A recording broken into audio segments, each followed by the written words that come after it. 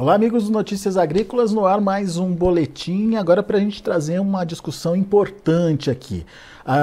Muito tem se falado da sustentabilidade da produção do agronegócio brasileiro, todos os setores estão envolvidos nessa condição, inclusive de mercado, né? A sustentabilidade como um fator importante de conquista de mercado, e a pecuária não é diferente, a pecuária também está envolvida nessa questão e nessa situação, e principalmente por conta de questões como desmatamento, questões como invasão de terras indígenas, enfim, questões ligadas aí à sustentabilidade de uma forma geral. No entanto, o que aconteceu recentemente foi que a ABIEC, Associação Brasileira das Indústrias Exportadoras de Carne, acabou se posicionando de uma forma bastante interessante diante de uma nova regulamentação da FEBRABAN. A FEBRABAN aparentemente quis terceirizar aí essa condição de sustentabilidade, ou pelo menos de responsabilidade dos frigoríficos, mas agora a ABIEC quer a contrapartida. E é sobre isso que a gente vai conversar agora com o Fernando Sampaio, diretor de sustentabilidade da ABIEC, está aqui com a gente no vídeo já. Seja bem-vindo, viu, Fernando? Obrigado por nos ajudar a entender. Vamos começar primeiro com essa informação, né? Uma normativa da FEBRABAN está exigindo alguns cuidados especiais por parte dos frigoríficos, com implicação inclusive na concessão de crédito aí para os frigoríficos. Daí, na hora que vocês viram essa notícia, o que aconteceu, Fernando? Conta melhor para a gente. Bom, obrigado pelo convite. O que a normativa da FEBRABAN diz é que ela orienta os bancos, né, antes de financiar um frigorífico, por exemplo, a atividade de um frigorífico, de ver se esse frigorífico tem um monitoramento socioambiental ali da originação, né, da compra de boi, para saber se esse boi está vindo do desmatamento ilegal, de área embargada, de terra indígena, enfim. Mas isso é um negócio que o nosso setor já vem implementando desde 2009, né? As nossas indústrias têm compromissos públicos aí, de fazer esse controle, e isso está sendo feito na Amazônia, né? O problema não é esse, né? A nossa grande questão é por que os bancos também não fazem a mesma coisa, em lugar de só exigir, né, de outro setor, do nosso setor, por que eles mesmos não conseguem fazer isso com os seus clientes e ali, com quem eles estão financiando, não só financiando, né, mas esse indivíduo que está na ilegalidade na Amazônia, ele pode ter uma conta no banco, né? O banco sabe disso ou não? Então é muito fácil exigir dos outros que têm esse controle, né? O que a gente quer saber é qual que vai ser o esforço do próprio setor financeiro para ajudar a fechar esse cerco na ilegalidade. Isso não pode ser um esforço só da gente. E como é que está evoluindo essa conversa? Esse primeiro embate aí foi importante, mas tem a segunda fase, já tem esse encaminhamento dessa conversa? Os bancos entenderam o que vocês estão pedindo, Fernando?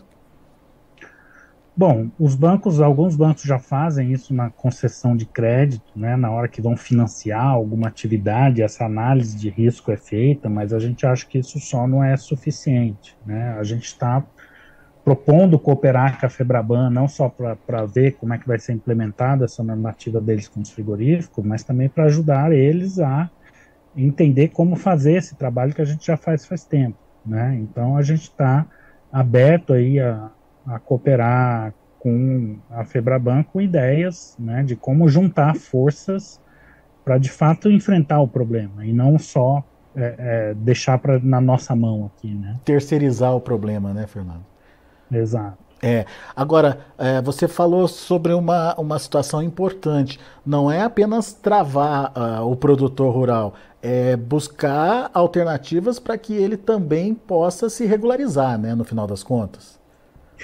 Aqui a gente tem que fazer uma distinção importante, né? Quando a gente fala de ilegalidade, você tem o cara que é ilegal mesmo, que está cometendo um crime porque ele está grilando uma terra pública, ele está invadindo uma terra indígena, e às vezes bota boi lá, e esse boi vem parar na cadeia. Então, esse é o que a gente quer eliminar. Ele não pode ter acesso à cadeia produtiva e não poderia ter nem acesso ao sistema financeiro, movimentar dinheiro. Então, excluir a ilegalidade. Agora, você tem um monte de gente lá que o cara está em inconformidade, quer dizer, ele tem um caminho que ele poderia se regularizar. Ele tem um CAR que está suspenso, ele tem, né, um desmatamento que foi feito sem autorização, mas que dá para regularizar, e a maioria das vezes ele nem sabe qual é o problema que ele tem. Então esse produtor ele precisa de apoio para entender qual que é o problema e qual que é o caminho da regularização.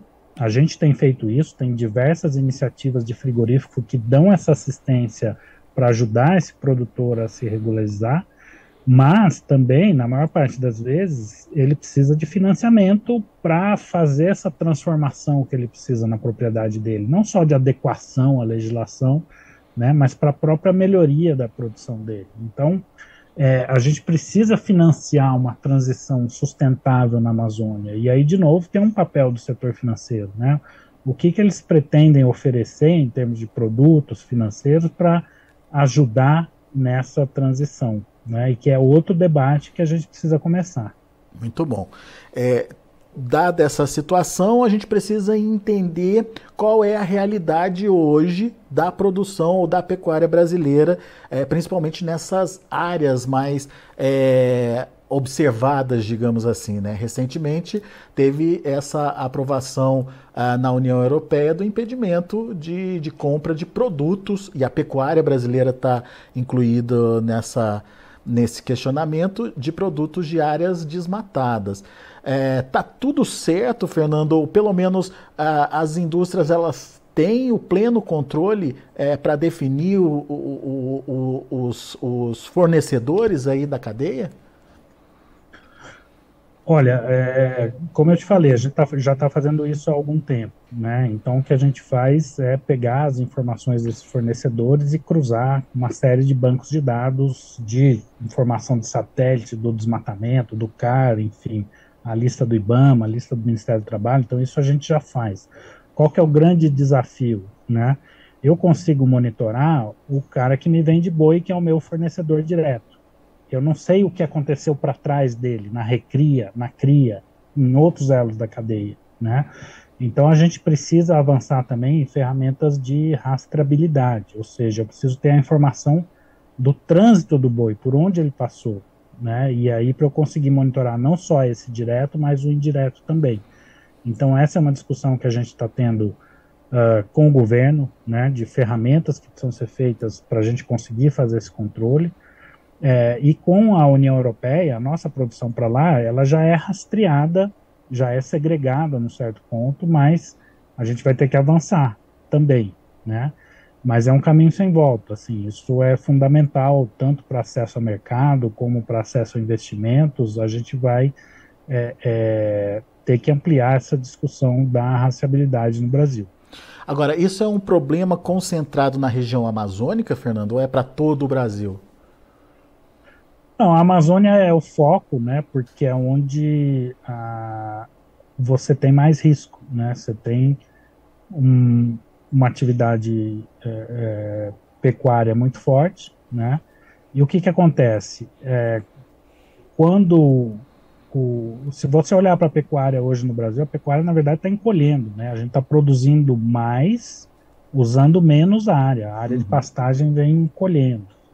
Mas, ao mesmo tempo, lá na Amazônia, a primeira coisa que aparece depois que derruba a floresta é pasto e boi, né? Então, isso para a gente é um risco, né? E é por isso que a gente tem que ter a informação da rastreabilidade para saber ter as garantias da legalidade da origem desse animal. E daí a necessidade de um compartilhamento dessas informações, e por isso você citou o governo, certo? Certo. Tem um papel do governo muito grande, não só na fiscalização da ilegalidade, mas também para avançar nos processos de regularização fundiária e ambiental, que são fundamentais na Amazônia, mas também nessa transparência. Não adianta exigir que eu faça a rastreabilidade como frigorífico se eu não tenho acesso à informação. certo? Hoje o que a gente está fazendo é pedindo autorização para os nossos fornecedores informarem de quem eles estão comprando para conseguir fazer essa rastreabilidade. É um processo complicado, né, Fernando? Mas você acha que a gente vai conseguir regularizar tudo isso e a ponto de evitar qualquer embargo aí de compra da União Europeia, que é o primeiro mercado mais exigente aí, digamos assim, em termos dessa questão de rastreabilidade? Primeiro que isso não vai parar na União Europeia, né? A gente sabe que tem outros mercados preparando legislações no mesmo sentido, o Reino Unido, Estados Unidos, enfim. Então o país precisa de fato se preparar, né? E no âmbito privado, os clientes, né, privados já estão pedindo isso há algum tempo também. Então a gente tem que avançar. Essa discussão de rastreabilidade hoje tem vários fóruns debatendo isso e o governo precisa, ali no Ministério da Agricultura, a gente tem conversado para que o Ministério assuma, né, a coordenação dessa discussão e que a gente ponha em prática os mecanismos e regulamentações que precisamos para fazer essa agenda andar. Mas hoje, do jeito que está, se a exigência começasse hoje, o embargo seria inevitável.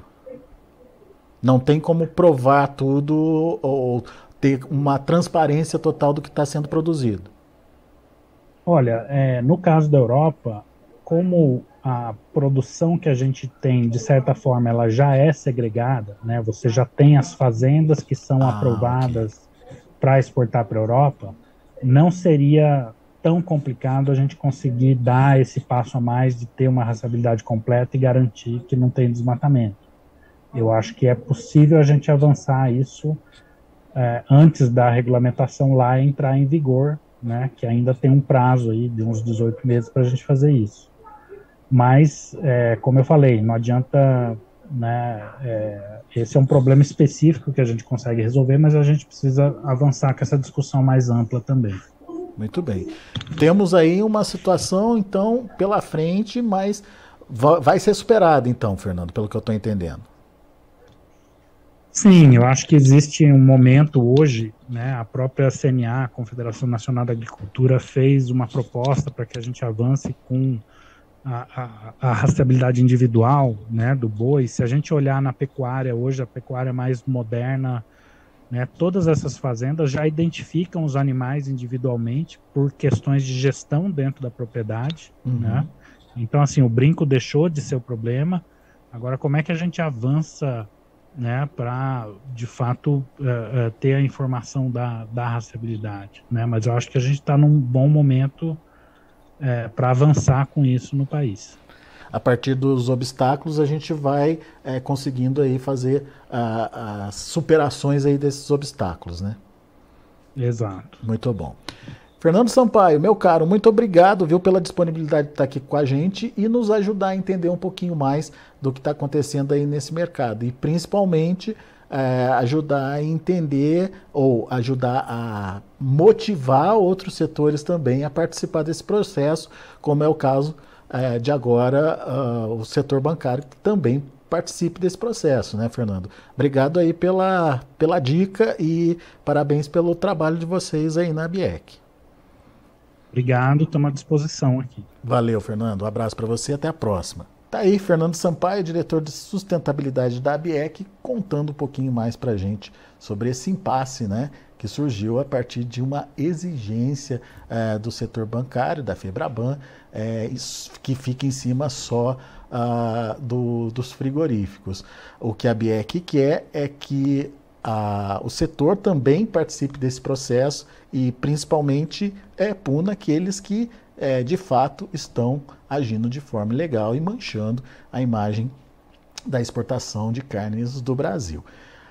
Bom, a gente vai ficando por aqui, eu agradeço a sua atenção e a sua audiência, daqui a pouquinho a gente volta com outras informações e mais destaques.